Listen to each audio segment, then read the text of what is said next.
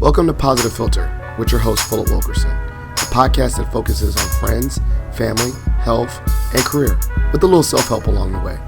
Please join me in this journey for self-improvement, and I hope what I have to share will make you a better person, thus making the world a better place. I hope you enjoy the show. I hope you enjoy the show.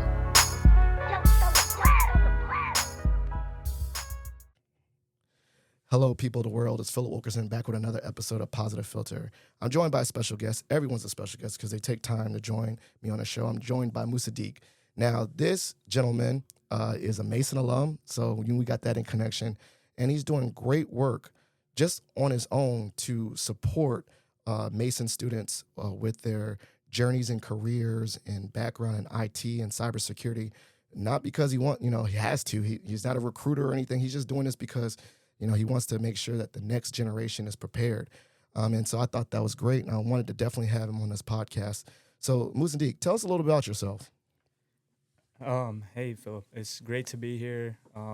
We worked in the past for about, 5-6 months, and we've done a few events already. So, about me, I'm a cybersecurity specialist with Maximus, and my day-to-day is just, looking at incidents.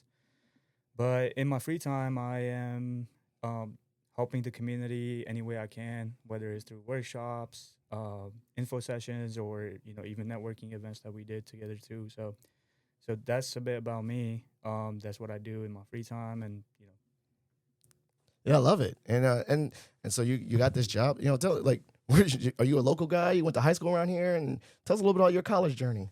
Yeah, I went to school not too far from here, high school, middle school, in Falls Church. I went to Jeb Stewart, now it's called Justice. Oh, yeah, we punish y'all in sports. There. Yeah. So I did sports there. I did golf and track. Then I went to Nova, and then from there I came to Mason. So I was in a pathway program, which was great for, they did career advising, how I can get to Mason quicker, and, just full access. I got a scholarship through them, and then came to Mason. It was, pretty much covered. I didn't have to worry about all of that. Came to Mason, completed my education. After that, I started applying to jobs, and that's where kind of the process started of me getting the job, and then kind of giving back to the community as well. So that's a bit about me. That's your career journey. So you said you're a local guy. You went to Jeb Stewart, Justice, and you're in this IT field. Were you ever exposed early that you start doing IT stuff? I know sometimes they have coding classes in high school and all that stuff. Or tell us a little about your journey and getting exposure to technology. Yeah, I've always been a tech guy. I started with math and tech. Those were two of my main things. Yeah. So in high school, I did intro to CS, right? And then big in math, I did. Math always just came to me in a kind of way. So after that, I went to Nova. I started with CS, and I did math. So I graduated with a degree in associates in math and computer science. Yeah. And then when I came to Mason, I was like, well, do I really want to do CS? It just wasn't clicking for me. Yeah. And then I was like, okay, I switched to cybersecurity when I came to Mason. So it was a complete shift. So I started taking cybersecurity classes here. And then once I graduated, I did an internship, and then from there, the internship was not cybersecurity related. Okay. But I was able to pivot into cybersecurity just based off of what I did outside the internship. So ended up getting a full-time offer with Maximus, and I've been there ever since. Yeah, I really like to dive in because it's really interesting, math and all that, and I think STEM. And it's so wide. And so, when you said you like math, my son likes math. He watches, he's now into chess and all that stuff. Was it just click that your parents, got math brains, or, I don't know, man. Math was never mathing for me. How was it clicking for you? So I think for me, it was just the upbringing. I grew up in Pakistan, not here. Okay, And we started Algebra 1 in second grade. See, okay. Right? Algebra 1 in second grade? Yeah. So I was there until sixth grade, and I was already ahead of everybody when I moved here, I was already ahead of, everybody who was in class with me. But when I started here, I didn't know like the system or anything like that, so they just put me in math 6, right? Oh, dang. Look, so when you So got here in middle school, right? yeah, And you had already taken algebra 1. yeah, Wow. I was doing algebra 2 there Yo, yo. when I moved here, and I was put in 6th grade, and I was doing like basic 6th grade math. Like You didn't want to say nothing? You just kind of just crushed it? I didn't know. I just thought it was like the regular process, right? Yeah, yeah, So yeah. I started in 6th grade, and then you know, before the teacher's even done writing the question, I'm like done. Answer. You know, like Yeah, yeah, and yo. my teacher noticed. I remember the 6th grade teacher. Yes. You know, she was like, "What are you doing in this class?" Right. So it Yeah. was from there on. It was always like, "What are you doing in this class?" I love that. I You love know. that. So it was 6th grade math, and then I was always the first one to raise my hand. I was like, "Hey, this is the answer." Then went to 7th grade math, and then from 7th grade I went to 8th grade math, and it was not algebra 1 still. So one day I'm walking in the hallway, and I run into my math 7 you know, Teacher. professor at the Yeah. time. Yeah. So he's like, "Well, how's algebra 1 going?" I was like, "Well, I'm not in algebra 1. They put me in math 8." And he was like, "I recommended you for algebra 1." And I was like, "Well, it didn't work out." And he was like, "Well, you should have told them you want to be in algebra 1." I was like, I didn't even know I could do that, right? So Yeah. um later on I told my brother, I was like, "Tell them you want to be in algebra 1 now. Like you can Yes. actually put yourself in algebra 1." Yeah. So he actually started off early before me. So well, I was in math 8, and I was gone for like a month and a half, and I Yeah. came back. My teacher was like, "Well, I gave you an A for the semester because I knew you would have gotten an A." Yeah. I love that. So And so it's almost like that advocacy, and like I'll be honest, like this is really hitting home because my son, he's in 5th grade right now, and there's a huge discussion about exposure to algebra 1, and he's eligible for algebra 1 in 6th grade, but there's not that many teachers that teach it, and it's a big deal for Fairfax County to have certain schools that have algebra 1 teachers, but then a lot of people are like, oh no, like, is it too early to expose them to algebra 1? But I'm like, if they like math, why not? Like, I'm on team, let them figure it out. If they're yeah, good, try it. What's the worst case? Some people are like, well, it might be too early. So like, to this example, and this is your life experience, by the time you finished high school, where were you at in math? Were you like calculus or something? no, so it was like pre-calc. Yeah. So I mean, even that class, like Yeah. the professor would be going over the lecture for the day, and then he Yeah. would hand out the assignment for the week, right? Like it was a packet, Yes. and I would be through the packet by the time he's done with the lecture for the whole week. And Yes. I think that's just where I was. You were just there. And Yeah. then from there, I went to Nova, Yes. and I was doing CS, and then I was taking math classes, and my professor was like, "Well, no, actually, my advisor. I went to my advisor, and I was like, you know, I think I want to take more math. I don't want to take it at Mason. I have time right now. I can get it done. Like I could Yes. take 2, 3 math classes in a semester and be done with it, right?" Yeah. And she was like, "Well, have you ever thought about just declaring for a math major because, you know, the math you're gonna take, you can end up with another associate's degree." I was Yes. like, "Well, I didn't know that." So Yes. then, All this, like, I don't know. right? And it's true. Like, it's not known. You just It like, was just a conversation. I yeah. just went. I was like, well, you know, like I looked at Mason's Yeah.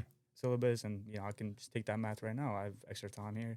She was like, yeah, let's do it. I'll declare you a math major. So I did that, and I did the math, right. But when I came to Mason, I had to switch majors. So Yes. I went from, you know, CS to IT, Yep. and then I concentrated in cybersecurity, right. Yeah. So I had to take like one math class here, which was discrete structures, which is Yeah. discrete math, and I'd already taken it, so it just didn't translate properly because it was just two different.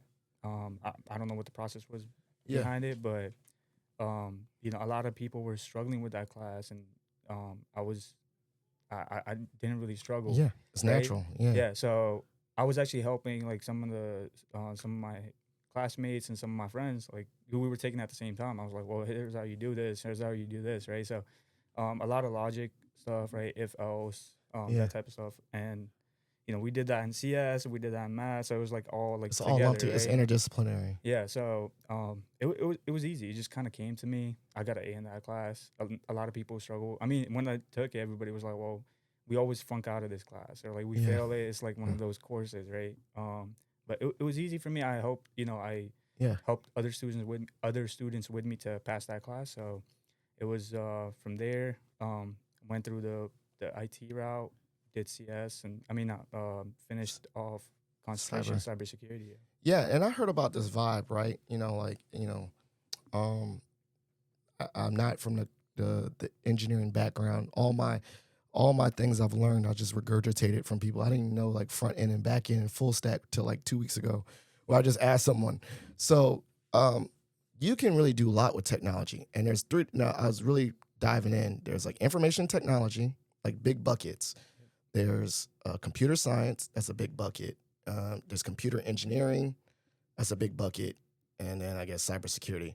So these are all big buckets, and they're very distinct. From the outside, we're just saying tech, tech and engineering, right? And if you really, I work here now. I'm like, no, engineering can be broken down, mechanical, civil, all this. So for the layman's term, for the general public that just sees it all lumped together, what would be your? Because you made that decision. What would be your? How would you distinguish between computer science, information technology, and cybersecurity? Because you had to make that choice, which one you vibe with. And talk us through that process when you see it all lumped together. Why did you decide to go the cybersecurity route? So for me, CS just wasn't Yeah. what I saw myself doing. Right, it was a lot of sitting there coding, which Okay. now I'm perfectly fine with doing. Right. Yeah. But back then it was just like, Yeah. I don't know how I feel about this. Right. And then I went to IT route, and everything in IT, like the classes I started taking those, it just started clicking for me. Right. IT, it was hardware. I started building a computer. Like, a lot of people, they build a computer early on. And I built it in like 6th grade. So like, I went to Micro Center, bought some parts, put a computer together. Right. So that kind of gave me the hardware knowledge. And then from Hardware. there, Okay. Yeah. All so right. there's hardware part of things, right? Yep. Which is a huge industry now. Yeah. I'll get to that, Chips. right? Microchips. Fans. Coolants. All, Yep.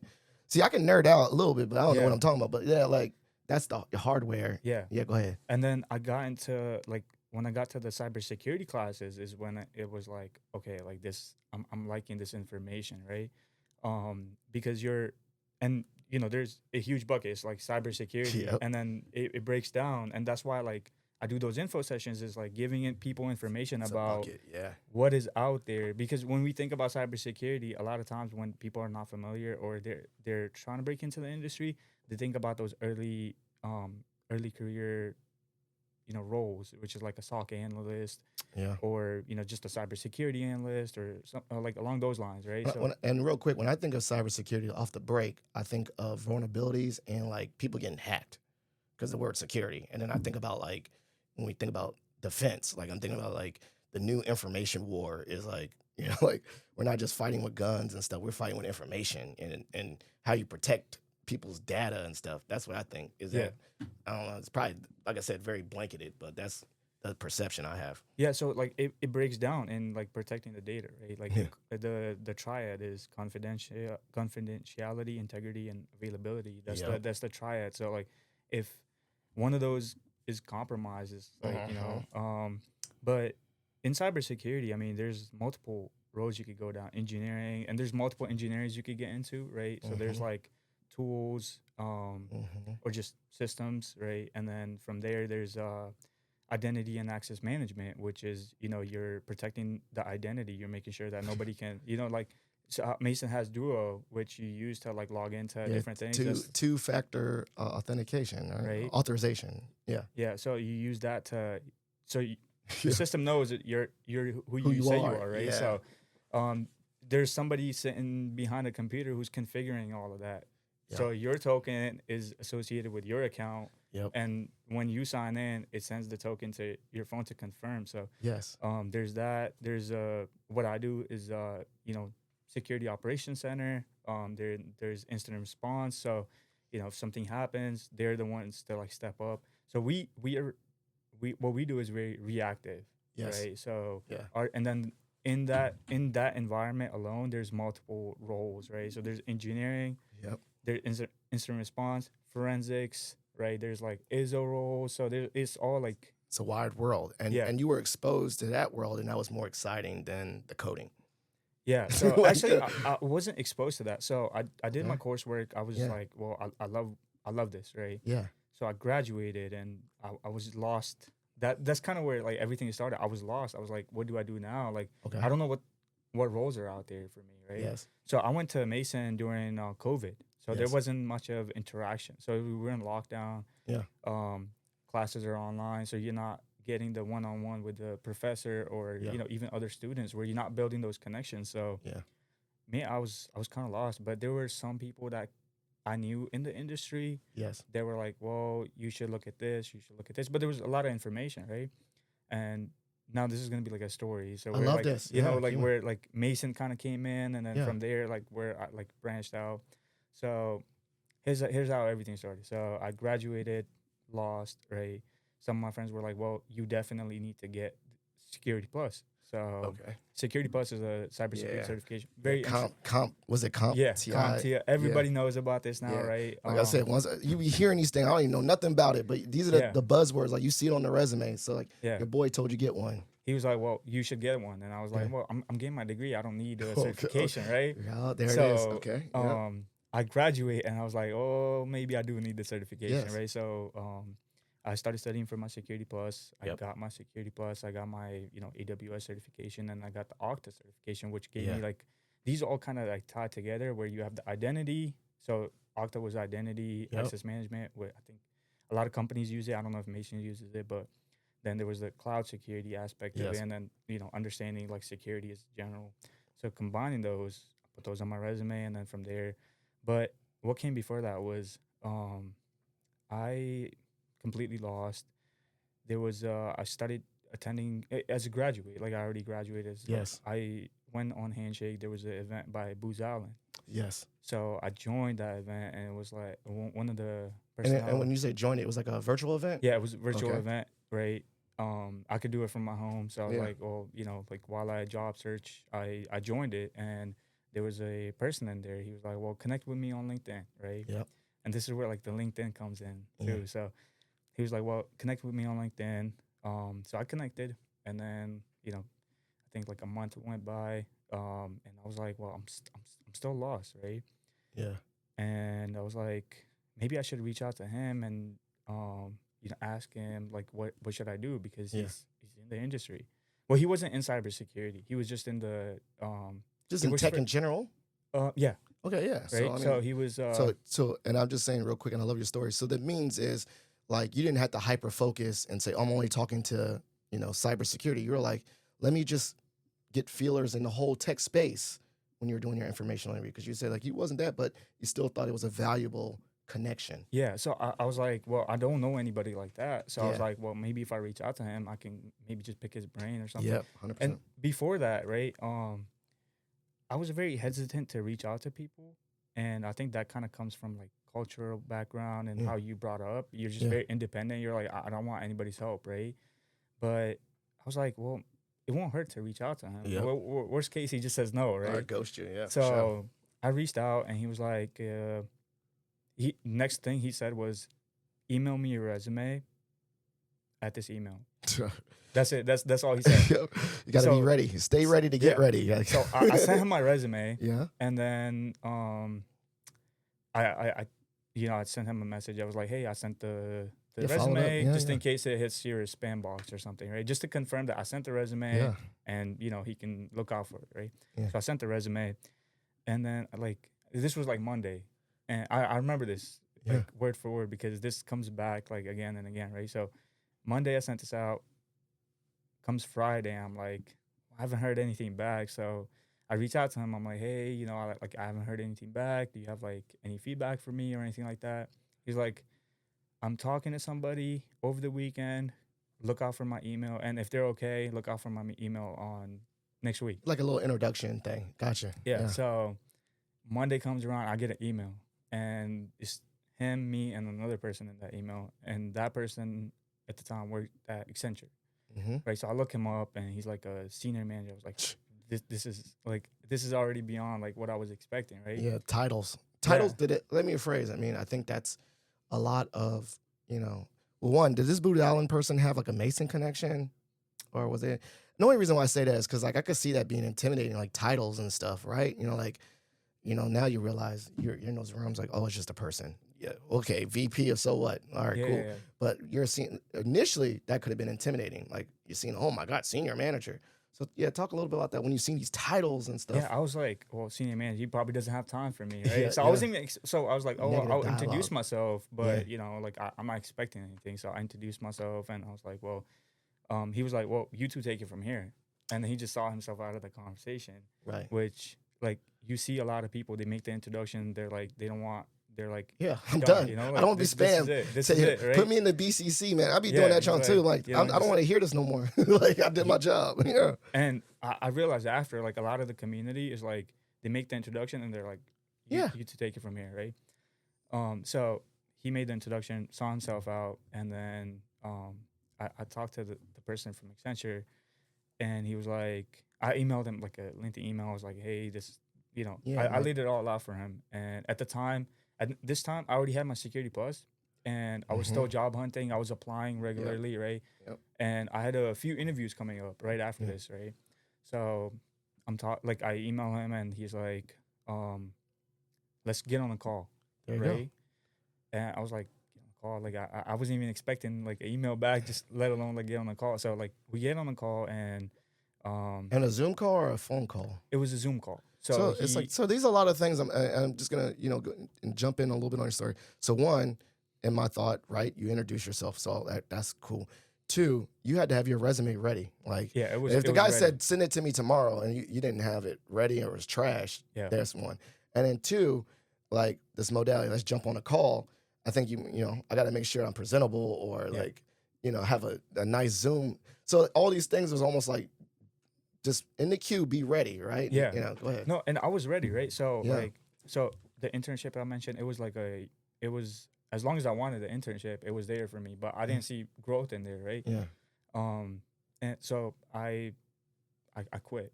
Yeah. But I knew what I was capable of. Yes. I believed in myself. Yes. So like I spent the next 3 months just I'll wake up, 20 applications, resume, like clean up, like let's say like, I filled out that many applications in like a month. I haven't heard anything back. That means it's my resume. Fix up my resume, try Yeah. something new. Yep. And I was doing interview prep at the time, and I was studying for my Security Plus and these certifications. So your right? job was to get a job, and you were putting systems in place, like Yeah. studying, networking.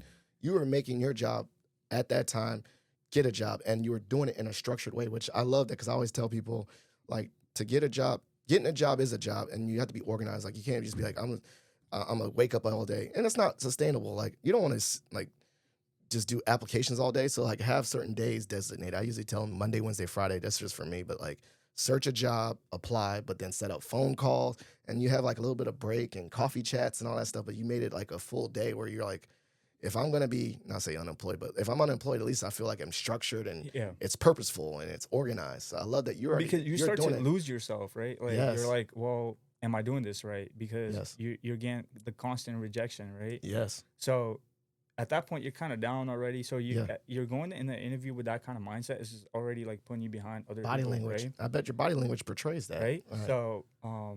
So we get on the call, and Yes. in my mind, I'm like, he's taking the time during a work day to schedule an hour-long call with Yes. me. Yeah. I don't know what I don't know what I did to get to here, but let's get on the call. So we get on the call, and then he kind of, so I told him about myself, and he's like, well, he looked at my resume. He's like, you're doing everything right, right? But I was starting to lose that. I thought I was doing everything wrong. So there's that reaffirmment. That was just Right? nice to hear that. So Yeah. it is nice to hear, right? So he's like, well, you're doing everything right. You're getting the certification. You're doing everything.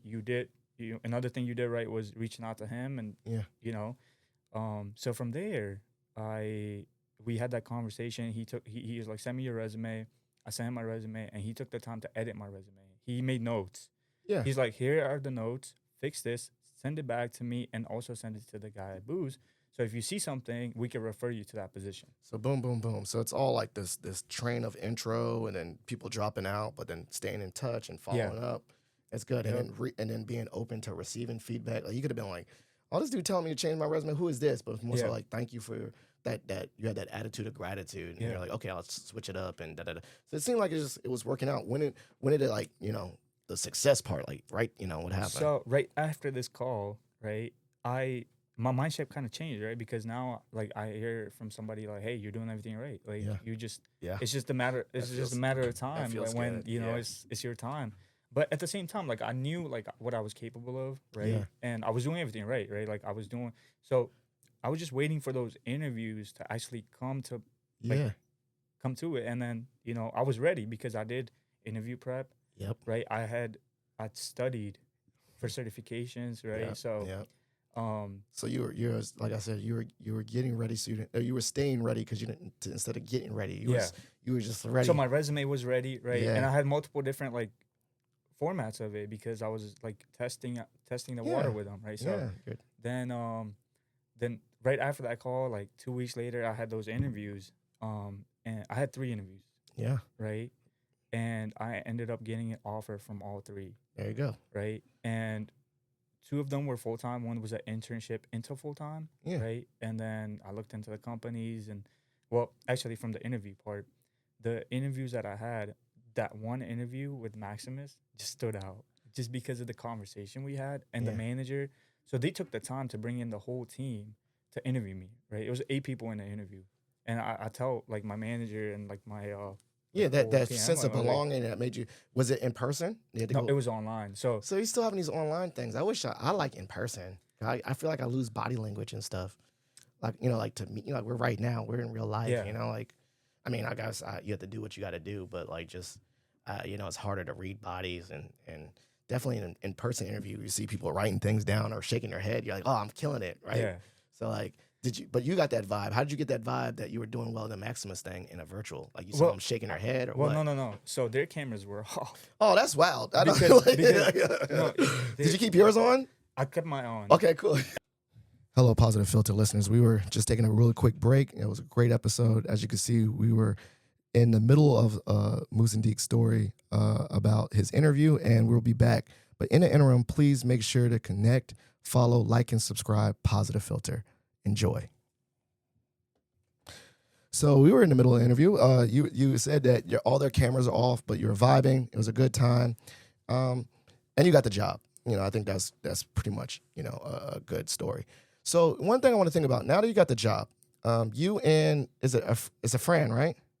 How you pronounce the name? Afnan? Afnan. Yeah. Sorry, sorry, Afnan. I'd be murdering it. I don't even know how to spell my own name. You and him connected and said, you know what? It's time for me to get back to the community. I want to get right back to that story because now you got it. Your success. You got a job. Kudos to you. You're doing it. What was the impetus for you to start? Doing the workshops, and you don't have to do this. Like, he's being really modest. He connected with recently the AI club and cybersecurity club and all that, and they did like a 50-person panel this spring. You're just doing these things to get back and have panelists and talk about resume techniques.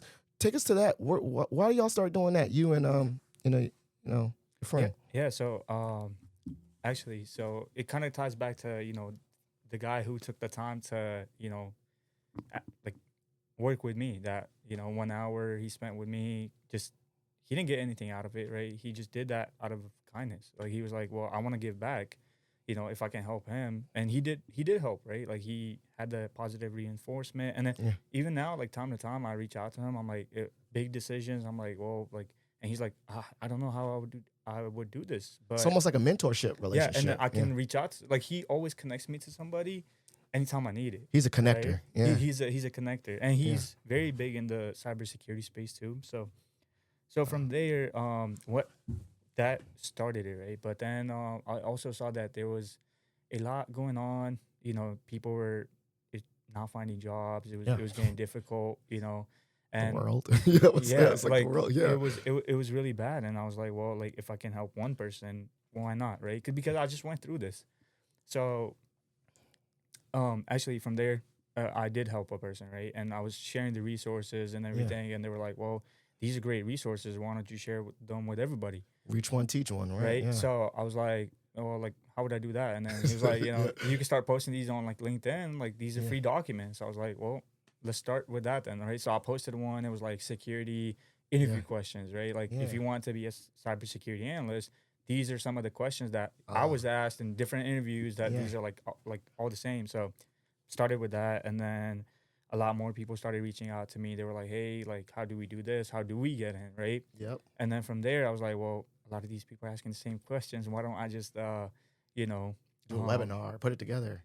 like why don't I ask people who know the answers to this, right? So that's why I started asking questions like, hey, like how do you do this, or So how do you're becoming the connector. yeah, and then from there, like I was like, well, I want to do something for the community just to get people face to face, right? Yep. So last year, with another a Mason alum, he's a Mason alum too, and he's very big in the community. I reached out to him, and we were just talking actually, and he was like, well, let's do this, and I was like, I don't have the space. He's like, well, I can find us the space. So he found us the space, and then we reached out to a few people. He knew. I reached out to a few people that I knew. It was like mainly some friends, right? Yeah, And they all took the time to like majority of them Mason alums again, right? So they took the time to, you know, we had tables set up, and you know, people made lines. We had 80 people sign up for that, and 120 people showed up. Oh, more than okay. Yeah, and so we weren't checking like who came in, and then we had like I think we had 25 professionals for that one, and it was different industries all over, lawyer, engineers. Yeah, because what community this was for? What community was this for? This was a local Muslim community. Yeah, so like, boom, that's your identity. You're helping them. And also, I was thinking about this. I don't know if you thought about this, but like, you realize that servant mindset. I don't know if that's very, you know, it's like, you know, if you think about real Christianity, servants of all, but that service is a very Islamic thought too. Yeah. We serve, like, if we get a blessing, the blessing is supposed to be passed on. Yeah. And like, you know, I didn't get nowhere by myself, and that's how you do it. But I was thinking about your story as a kid. Even when you were doing well in math, you always taught other people. So I feel like that's kind of like in the root, man. You might, I don't know, you might get tapped to be a professor or something. I don't know, because you like to teach and help other people. But yeah, I don't know. I just saw that pattern, man. It's crazy. Yeah, actually, I think about that, right? And I grew up with my grandfather a lot more, and he was a very prominent figure in the community. Yes. I grew up in Pakistan, right? So he would, I would see him help a lot of people, right? Yes. However it was, a lot of people would come to him to just advice or whatever it might be, and he would take me around with him to like different places, right? Like it was like the man of the community, man. Yeah, it was like I guess you could say he was my mentor, right? In a lot of ways. So I saw him growing up and what he was doing, and that kind of was like, okay, like, you know, when the time came, I could do it. I started doing that, right? So so we did that event, right? It was a very successful event, right? But obviously it was the first event, so there's a lot of things that went right, a lot of things that we learned from, right? So we saw that it was a lot more people in lines for people who were in like cloud tech. So it was longer lines for that. People waited around too long to talk to people. So you realized that like, this was cross industry, but the community was telling you they were really interested in that part rather than, you know, the lawyer and all that. They were really gravitating to the tech stuff. Yeah. And we also saw like a lot of people that had that imposter syndrome, right? Like everybody's like, are we good enough? Like young and old, huh? Yeah. Different ages. It was broad. Like it was like, are we good enough? Like everybody was kind of questioning that. Like why aren't we getting these roles? Or, you know, like am I good enough for these roles, right? So I think talking to them, and also like I was hearing from different people who were at the event, just the people that I brought, like that we brought as a community, right? They took the time. So we did this event Friday night, Saturday and Sunday. People were getting like, they were reaching out back and forth, doing resumes, right? So one of the guys, he took Saturday and Sunday, and he fixed people's resume both days. Yeah. He took the time on his weekend. He did people's resume. Connector. Yeah. Another person was like, well, I didn't get to talk to them. And then he got on a call with that person and was like, here's how I can help, right? So he took the time on his weekend to talk to somebody about just giving them, like, you know, just talking about how they could break into cybersecurity, right? So it went really well. And then from there, I got connected with the Maximus recruiter. Yeah. Right. Floor. Yeah. You know her, right? Yeah, I know her. You know, I know her, right? Yeah. Small world. Yeah. She was on my podcast a long time ago. We're in Eastern Ace together, so yeah. It's all world. The world is really small. Yeah, it is. It really is. So I got connected with her. I was like, hey, I know like Maximus is going at Mason for career fair. I would love to, you know, volunteer. So I came in last year as my first year, and I helped her, you know, just talk about Maximus and what it did for me, and you know what services we offer. And that's when we saw each other, right? No, this was last year. Yeah, I thought we met each other last year. No, we didn't. We We met. Ifnan was the one who connected us. We had like a I phone saw you at a call. fair though. Was that this fall fair? That was the spring It was one. this spring one this year. Oh man, these Yeah. all melt together. Yeah. I was like, I knew I saw you at the fair, and I think you had that hat on too. I was like, that Yeah. was fresh. Okay, Yeah, great. so So you're just coming back to the Mason right, community. and then from there, like foresaw that like I really enjoy this type of work. So she reached out with other workshops that she was doing at Mason. There was like a I believe it was interview prep workshop that Yeah. she did. And she was like, "Well, would you want to be on there?" I was like, "Yeah." And it was a virtual one, right? So I got on there. We talked about how to prepare for interviews. Like I went through that process, right? Like recently too. It wasn't Yeah. that long ago. So I know what to do to kind Yeah. of get yourself ready. So she had the documents because she's already like, working in HR and she knows what she wants in a candidate. So she went over just the broad information about how to get ready. We spoke about our experiences and then we did that. Um, then there was actually I think it was the mixer that you hosted. It got postponed. There was something like this The happening. graduate one, the graduate student one. Yeah, it got canceled due to government shutdown or something. Oh no, yeah, maybe it's a federal thing. There was a federal one too. Yeah. Okay, yeah. So she invited me to that, but it got canceled, so I couldn't make it to that. But then from there, I was like, well, I want to do what I did last year, like the networking thing, but at a bigger scale. And I could not find anybody who could like help with that, right? So I was like talking to people. I was like, well, I need space. I don't have space, but I could do the rest of the work. I just need like actual place to host this. And then from there, like I talked to Ifnan at one of my friend's birthday, and he's like, well, like I know some people at Mason because he's very involved in the community too, right? Yep. He was the founder of that the Patriot Hack. Patriot Hacks, yeah. Right. And then he's also worked with like other clubs. So he was like, well, I can reach out to somebody. So he reached out to somebody and that's how we got connected with you. Oh, okay. Right. So they were like, hey, talk to him. And then we scheduled that call. And then from there, like we spoke and then you got connected with the clubs and the rest is history. Yeah. And so I think one of the things I'm hearing, one is I think the real world is the connector part, right? It's beyond just the knowledge. It's about building relationships and seeing how they're all intersected and this person knows this person and this person. And then another thing I'm thinking about is the agency and confidence.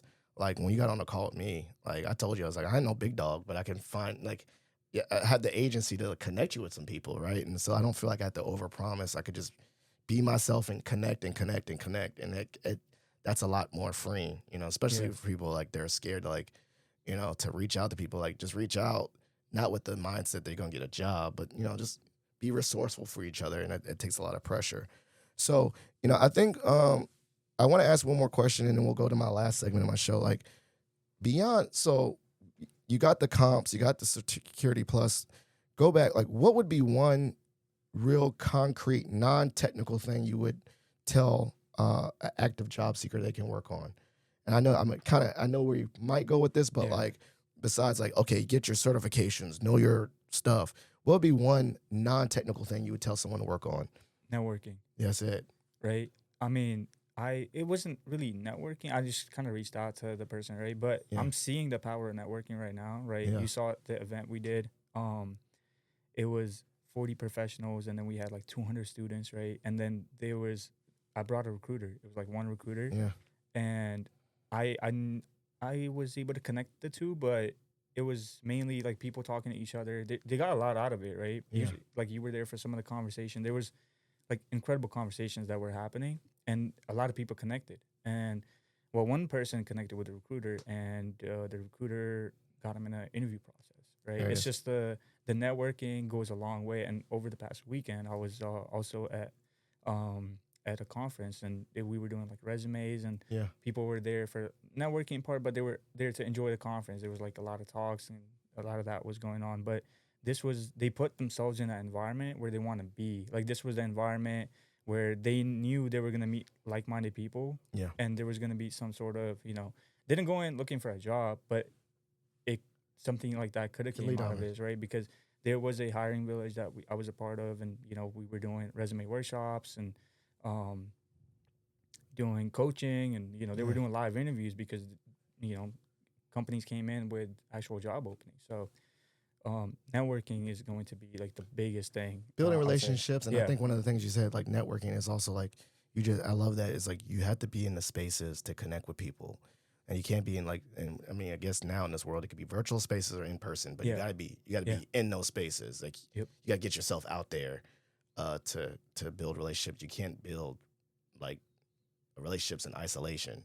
So like get yourself, go to places, Mhm. be outside technically. You know what I'm saying? Yeah, and you get opportunities to even learn. You might Yeah. not know something that you Yeah. just learned, right? Like, and So you it's not connect always with opportunistic. It could be also just a learning. yeah, just learning. I mean, Yeah.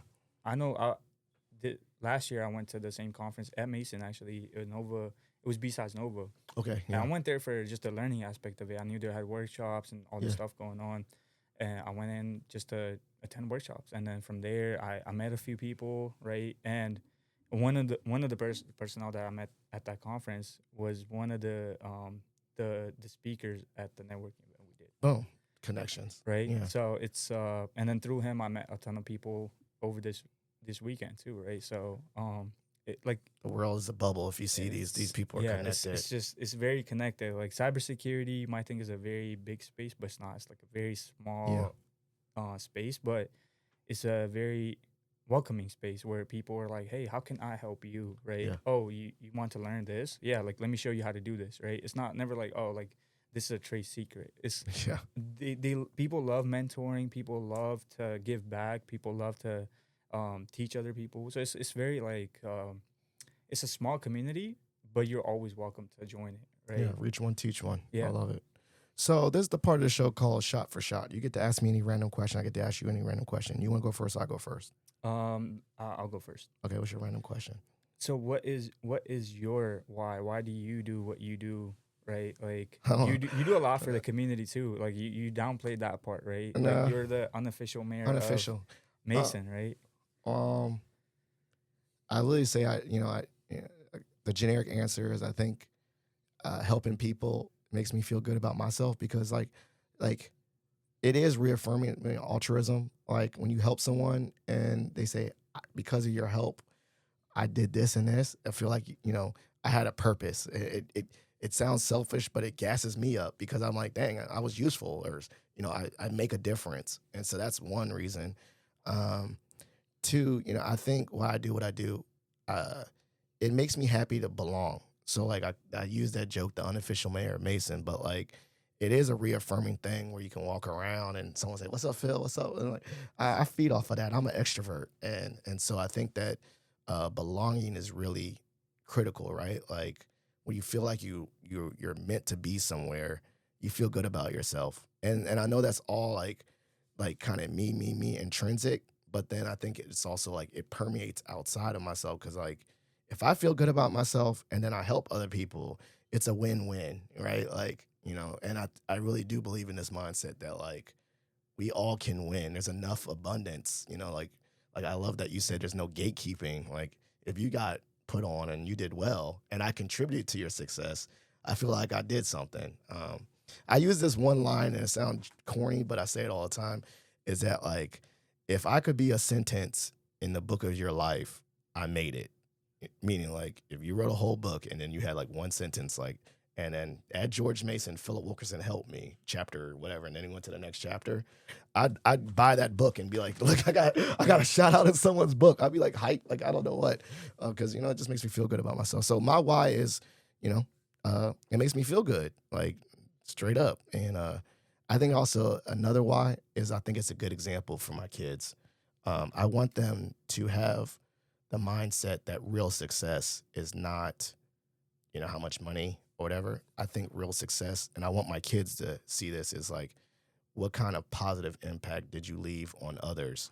Because, I think you say your grandfather, my grandfather did it, my dad does it, my mom does it. That's like, when I look at their success as people, it was more so helping others, and so I think that's kind of where my why is, kind of roundabout way. And also being unofficial mayor sounds cool. All right, so I see you got a Yankees cap. I don't know, like there's a splash. Some people say I just like how the colors splash.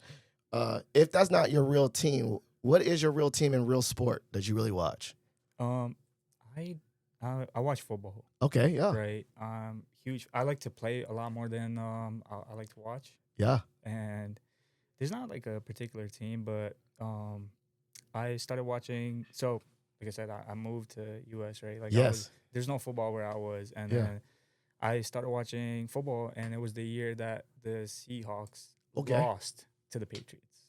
The the pick where Yeah. Marshawn Lynch. No, yeah. He should have, they should have Yeah. thrown. Yeah, And that was the year I was watching football, and that was the year I became a Seahawks fan. there it is. And now you got there. You won a Super Bowl. So, Yeah.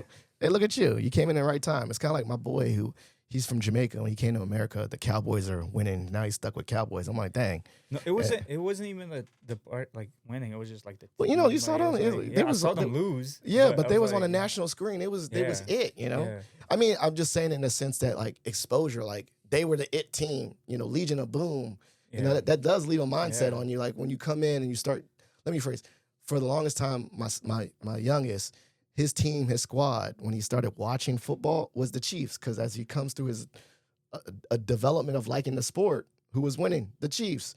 Now he kind of likes the Commanders and the Chiefs. But it does leave like when you see who's doing it, and when you start to begin the sport, you're like, that's the team that's doing it, or like those memories. Yeah. And then you get stuck with them, and then they're not good no more. And then they come back, and you're like, I was Yeah. So. No, it was a great year. I actually didn't even get to watch the Super Bowl. Like I only watched like the first half, but it was. But then technically you would have been winning that time. If they just only cut the game in half, you'd have won. All right, so this is the part of the show called shout outs and plugs. You get to shout out anyone you want to show love to, and then plugs. These are things where like people use their website or the things that put in the show notes that follow up with you. So shout outs and plugs. Can't think about it for a second. Yeah. I mean, there's just too many people. Just say shout out to everybody. Shout out to everybody, honestly, because there's a lot of people who done the connecting, who want to be connected, right? Like I met so many people over the weekend where they were like, "Hey, we like." A lot of people isolate themselves, and we want them to be like, "No, this is not what we do. We want to bring them in, and we want to like mentor them." So I met so many people over the weekend where they're like, "We want to give back. How can we give back?" So it's like I think the more you give back, the more people you meet who want to give back. So it's like, shout out to everybody. Honestly. Shout out to everybody. And then plugs where people can find you. Like this LinkedIn. Active on LinkedIn if you're looking for somebody who to just connect with, or I can connect to other people, or if you just want to talk about cybersecurity, always. I love it. Well, Positive Filter listeners, it's been a great episode. He definitely says what he's going to do. So if you feel you want to reach out, please do. As you know, every episode is dedicated to the memory of my late father-in-law, Jeff Kirsch. So please consider donating to the Jeff Kirsch Anti-Hunger Fund. And additionally, if you're a member of the Mason Nation, please consider submitting a Pats for Patriots. Show kindness to someone else around the community. That's just a program I'm really happy about. As you know, every episode, please like, subscribe, share, elevate it, comment, whatever, to get this out to the world. Thank you so much for listening, and we're out. Thank you for listening to Positive Filter, a podcast that focuses on family, friends, career, with a little self-help along the way. If you enjoyed this podcast, please share it with your family and friends, and like the Facebook page, Spreading Positivity of Movement. Thanks for listening.